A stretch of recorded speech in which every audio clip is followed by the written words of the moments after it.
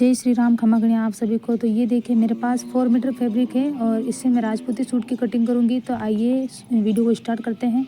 तो सबसे पहले सूट में हम कटिंग करते हैं लहंगा। तो यहाँ पर देखिए इस तरीके से हमें डबल फोल्ड कर लेना है कपड़े को और इस तरीके से हमें अच्छे से जमा लेना है, कहीं पर भी सलवटें वगैरह नहीं रखनी है। तो अभी मेरे पास जो नाप का लहंगा है मैं उसी के बराबर लहंगा कटिंग करूँगी।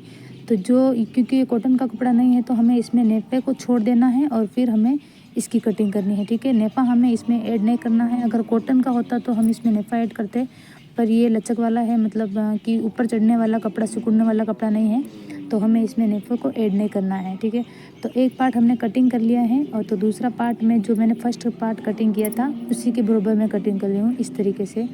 वीडियो को आप लास्ट तक देखोगे तभी आपको अच्छे से समझ में आएगा और बहुत ही आसान तरीका है, ठीक है। तो यहाँ पर 2 पार्ट हो चुके हैं। अब जो ये जुड़े हुए हिस्से हैं हमें उनको अलग कर देना है ताकि हमारे पास 4 पार्ट हो जाए और 4 पार्ट से हमारे 8 कलियाँ कटिंग हो जाए।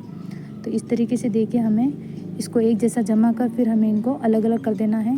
ये देखिए आप, इस तरीके से हमें इनको सबको अलग अलग कर देना है और हमारे पास फिर 4 पार्ट हो जाएंगे।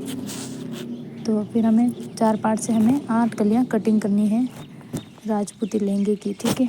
तो ये देखिए अभी ये 4 पार्ट हो चुके हैं हमारे पास। तो अब हम इनको इस तरीके से जमाना है जैसे कि हमने एक उल्टा जमाया है तो हमें तीनों पार्ट उसके ऊपर भी उल्टे जमाने हैं और एक सीधा जमाया है तो वापस तीनों भी हमें सीधे जमाने हैं। और ध्यान रखना है कि ऊपर नीचे नहीं रहना चाहिए, बिल्कुल एक जैसा हमें जमाना है, कहीं पर भी सलवटें वगैरह नहीं रहनी चाहिए।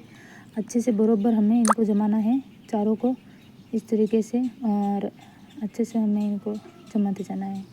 ये देखिए आप, वीडियो को अच्छे से समझने के लिए लास्ट तक ज़रूर देखिएगा। और जो नीचे जो एक्स्ट्रा बचा है कपड़ा उसको हम एक जैसा कर लेंगे, मतलब कि कटिंग कर लेते हैं इसको इस तरीके से। अब हमें क्या करना है, साइड की किनारी है उसको भी हम कटिंग कर लेते हैं क्योंकि ताकि हमारे लहंगे में जब हम कलियाँ जोड़ते हैं तो बेलन वगैरह नहीं पड़ते हैं और लहंगा हमारा एकदम फिनिशिंग के साथ तैयार होता है। तो अब हमें क्या करना है कि राइट हैंड की तरफ से हमें घेरा लेना है लहंगे का और लेफ्ट हैंड की तरफ से हमें कमर लेनी है, ठीक है। ये आप ध्यान रखिएगा। और यहाँ पर 40 की कमर है तो मैं यहाँ पर हाथ से ही मेजरमेंट निकालती हूँ। तो यहाँ पर मैं एक हाथ यहाँ पर मैंने इनकी चौड़ाई ले ली है कलियों की। बाकी हमारी कमर का नाप 40 है, ठीक है। तो इसमें हमारा परफेक्ट आ जाएगा, कुछ भी कम नहीं पड़ेगा। तो ये देखिए हमारी 4 उरेप वाली और 4 हमारी पट्टी वाली कलियाँ रेडी हो चुकी है। तो लहंगा हमने कटिंग कर लिया है। आई होप कि आपको अच्छे से समझ में आ गया होगा और कुछ समझ में ना आया हो तो आप मुझे कमेंट कर देना, ठीक है। अब हम कटिंग करते हैं कुर्ती की। तो कुर्ती के लिए हमें क्या करना है कि डबल फोल्ड ही रखना है कपड़े को इस तरीके से। इस डबल फोल्ड रखकर हमें वापस से इस तरीके से फोल्ड कर लेना है, ठीक है। तो अब ये भी मेरे पास सूट पूरा मैं माप के नाप से ही कटिंग करती हूँ, इंच टेप का बिल्कुल कम यूज़ करती हूँ। तो यहाँ पर देखिए मेरे पास जो माप का सूट है मैं उसी की बराबर कुर्ती कटिंग कर ली हूँ। तो यहाँ पर चौड़ाई मैंने ले ली है और एक फिंगर एक्स्ट्रा ही रखनी है चौड़ाई अंदर की साइड सिलाई के लिए। और यहाँ पर मैं आधा या 1 इंच आप लेंथ में भी लंबी लें क्योंकि कंधे वगैरह पे सिलाई लगाते हैं तो फिर कुर्ती छोटी पड़ जाती है। और अगर कहीं ऊपर नीचे हो जाती है तो फिर हम कटिंग करते हैं तो वो भी छोटी पड़ जाती है। तो हमेशा थोड़ा एक्स्ट्रा ले कपड़ा ताकि अगर फिर माप के बाद हम सिलते जाते हैं तो कटिंग कर लेनी है, ठीक है। तो यहाँ पर मैंने आर्म होल पर निशान लगा दिया है और यहाँ मैं घेरा भी इस कुर्ती के बराबर ही ले रही हूँ और चाल भी मैं इसी के बराबर ले रही हूँ। और अगर आपको जो साइड के फड़के निकालने होते हैं उनका नाप देखना है तो सबसे पहले आप आर्म होल का निशान लगा दीजिए और फिर कुर्ती को डबल फोल्ड करने के बाद जो भी आता है वो हमारा चाल की कटिंग हो जाती है, ठीक है। तो यहाँ पर मैंने आर्म होल एकदम गोले में कटिंग कर लिए हैं और फिर से मैं इनको माप लेती हूँ फड़के को इस तरीके से। तो यहाँ पर चाल की कटिंग हम इस तरीके से कर लेते हैं।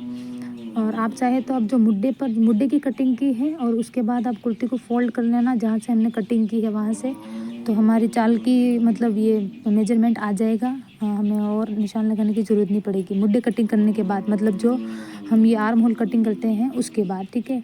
तो यहाँ पर मेरे पास गले का फरमा है, पीछे का पार्ट हमने कटिंग कर लिया है। अब गले का फरमा है ये मैं रख कर इसका गला कटिंग कर लेती हूँ। और आगे से हमें आर्म होल पर हल्की सी और गोलाई देनी है जो कि हमारे आगे के लिए एकदम फिनिशिंग में कुर्ती अच्छी बनती है। और कुर्ती हमारी यहाँ आर्म होल की साइड पे लटकती नहीं है, कुर्ती अच्छी फिटिंग में आती है। तो इस तरीके से हमें गोलाई देनी है और फिर हमको कटिंग करना है। तो अभी आप देखिए इसकी फिनिशिंग, कटिंग की भी फिनिशिंग बहुत शानदार आई है। इस तरीके से देखिए हमारी कुर्ती एकदम कटिंग भी हमारी फिनिशिंग के साथ अच्छी हो गई है।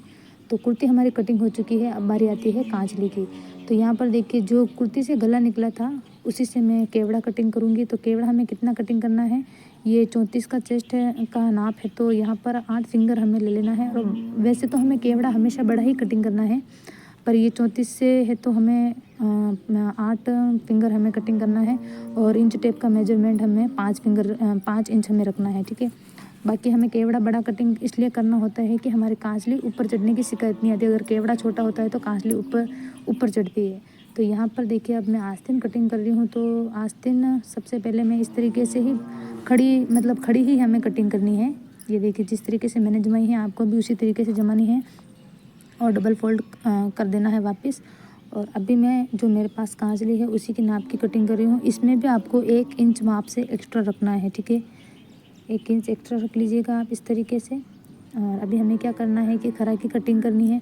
तो खरा की मैं 10 फिंगर की कट कर रही हूँ, क्योंकि उलटन वगैरह में जाएगी तो 8 फिंगर हमारी लास्ट बच जाती है। तो यहाँ पर 10 फिंगर की मैं खरा की कट कर रही हूँ। और इस तरीके से हमें यहाँ पर थोड़ी सी गोलाई दे देनी है, तो हमारा गले का शेप अच्छा आता है कुर्ती का, कांचली खींचाती नहीं है, ठीक है।